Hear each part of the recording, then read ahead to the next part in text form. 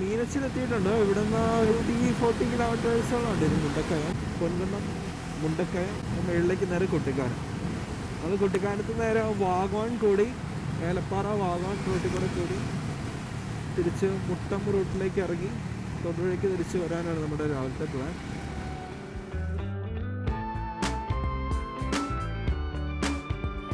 വണ്ടി ഇവിടെ പാർക്ക് ചെയ്തിട്ടുണ്ട്.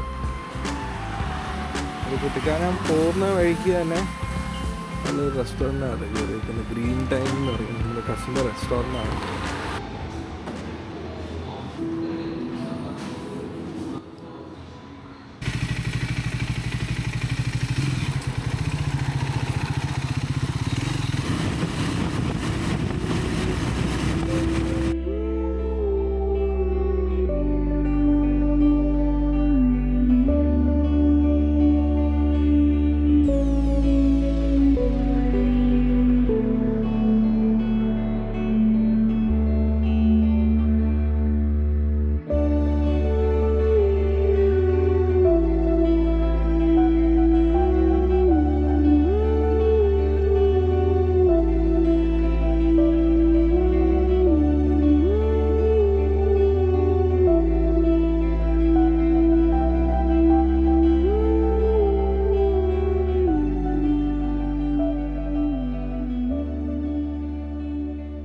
ഞാൻ പഠിച്ച കോളേജിൻ്റെ ഫ്രണ്ടിലാണ് ഞാനുള്ളത്, മരിയൻ കോളേജ് കുട്ടിക്കാനം.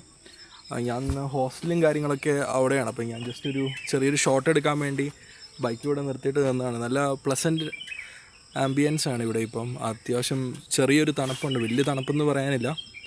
ഇനിയിപ്പം നമ്മുടെ യാത്ര വാഗമണ്ണിലേക്കാണ്. ഇനി വാഗമൺ ചെന്നിട്ടുള്ള കുറച്ച് വിശേഷങ്ങളൊക്കെ അവിടെ വെച്ച് പറയാം. കുട്ടിക്കാനത്ത് നിന്ന് നമ്മൾ ഇറങ്ങി ജസ്റ്റ് കോളേജൊക്കെ ഒന്ന് കണ്ടു. അതിൻ്റെ സ്റ്റുഡൻസൊക്കെ ഉണ്ടായിരുന്നു. അതുകൊണ്ട് ഞാൻ അവിടെ ഒരുപാട് നേരം നിന്നില്ല, അങ്ങനെ നിൽക്കാനായിട്ട് തോന്നിയില്ല. അതുകൊണ്ട് ഞാൻ പിന്നെ അവിടെ നിന്ന് ഇറങ്ങി. അതിനുശേഷം ഞാൻ ഇപ്പം വാഗോൺ പോകുന്ന വഴിക്കാണ്. ഇനിയിപ്പം ഏലപ്പാറ എത്തണം. ഏലപ്പാറ എന്ന് നേരെ വാഗോൺ റൂട്ടിലേക്ക് അങ്ങ് പോവുക. അതാണ് നമ്മുടെ ഇപ്പോഴത്തെ പ്ലാൻ.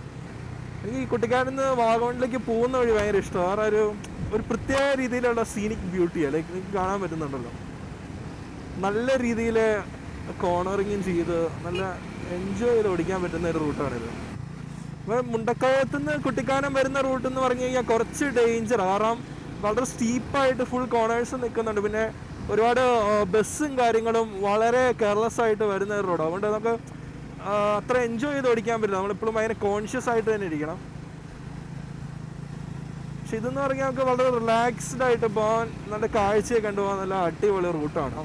ഇടയ്ക്കൊക്കെ കുറച്ച് പൊട്ടിയും പൊളിഞ്ഞ വഴികളുണ്ടായിരുന്നു. എല്ലാം ടാർ ചെയ്ത് സെറ്റ് ചെയ്തോന്ന് അറിയില്ല. ഞാൻ കുറച്ച് കാലമായി പറഞ്ഞു കഴിഞ്ഞില്ല. കുഴപ്പമില്ല, മാനേജബിളാണ്. സ്ക്രംബറായിട്ട് നമ്മൾ ചാടിച്ചോണ്ടങ്ങ് പോയാൽ മതി.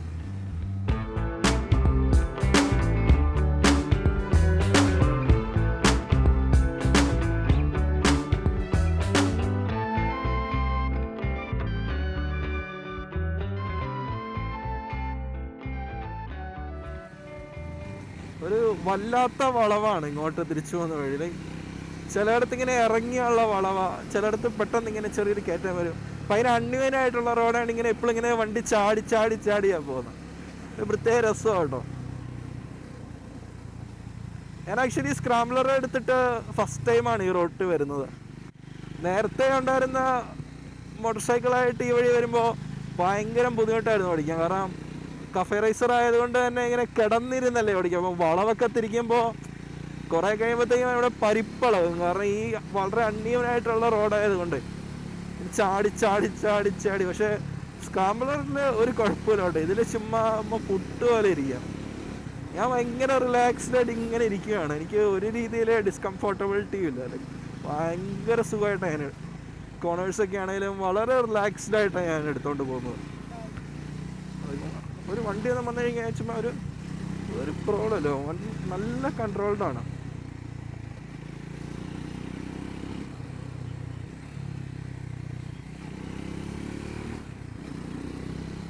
ഞാനിപ്പോൾ പറഞ്ഞ ഈ വണ്ടി എടുത്തിട്ട് ജസ്റ്റ് 1 കൊല്ലം കഴിഞ്ഞിട്ടോ, 1 കൊല്ലം 2 മാസമായി.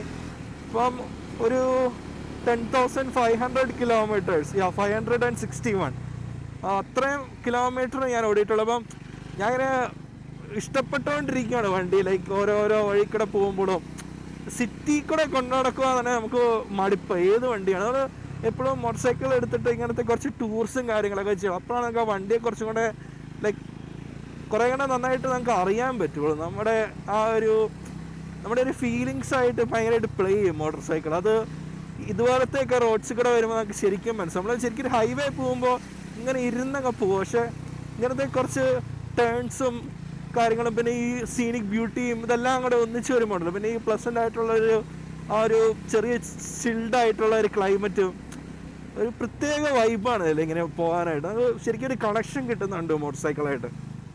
ഈ വണ്ടിയായിട്ട് ആദ്യമായിട്ടാന്നേ ഉള്ളൂ, പക്ഷേ നേരത്തെ വണ്ടിയൊക്കെ ആയിട്ട് ഇതിൽ ഇഷ്ടം പോലെ തവണ പോയിട്ടുണ്ട്. കുറച്ച് കാലമായി ഇതിൽ വന്നിട്ട്. ഈ ഉദ്ദേശം പോലെ അത്ര മോശമല്ല കേട്ടോ, പക്ഷെ നല്ല രീതിയിൽ മെയിൻറ്റെയിൻ ചെയ്തിട്ടുണ്ട്. ഇടയ്ക്ക് ഈ ഒരു സ്ഥലത്തൊക്കെ മൊത്തം പൊട്ടിപ്പൊളിങ്ങി കിടക്കരുത്. പണ്ടെന്ന് പറഞ്ഞു കഴിഞ്ഞാൽ ഒരു 4-5 കൊല്ലം മുമ്പിലത്തെ കാര്യം കേട്ടോ പറഞ്ഞേ. കുറച്ച് വെയിലായി തുടങ്ങിയിട്ടുണ്ട്. സമയം ഇപ്പോൾ 9 മണി ആറായി. വലിയ ചൂടില്ല, നല്ലൊരു ചിൽ ക്ലൈമറ്റ് ആയതുകൊണ്ട് നമ്മൾ ബൈക്കിൽ കാറ്റും അടിച്ച് പോകുന്നതുകൊണ്ട് അത്രയൊരു ചൂട് അനുഭവപ്പെടുന്നുമില്ല.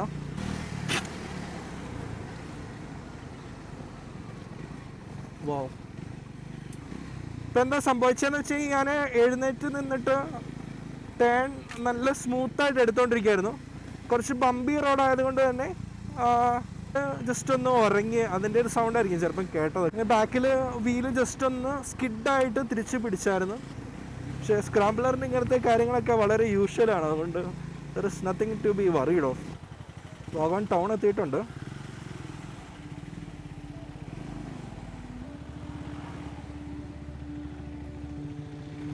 പുള്ളി എന്താ കാണിക്കുന്നത് എനിക്ക് മനസ്സിലാവുന്നല്ലോ.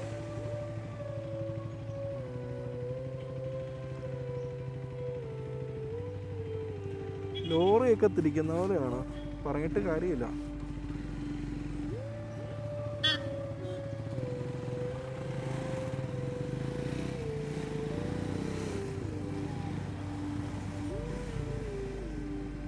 അടുത്ത്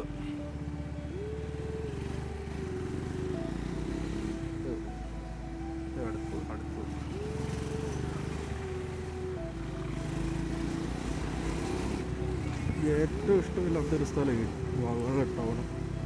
ഒരു വെളിവില്ലാത്ത ആൾക്കാരെങ്ങനെ അങ്ങോട്ട് പോകും, വേറെ വഴിയില്ല. അടുത്ത് വരുന്നു.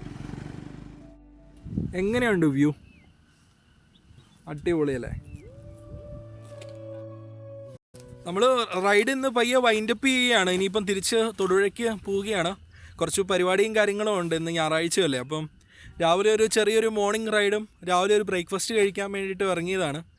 കുറച്ച് ബ്യൂട്ടിഫുൾ ആയിട്ടുള്ള വിഷ്വൽസൊക്കെ ക്യാപ്ചർ ചെയ്യാൻ പറ്റിയെന്ന് ഞാൻ പ്രതീക്ഷിക്കുന്നു. ഉണ്ടാകുന്ന തെറ്റുകളും കാര്യങ്ങളൊക്കെ നിങ്ങൾ ആ കമൻറ്റിൽ കൂടെ അറിയിച്ചാൽ മതി.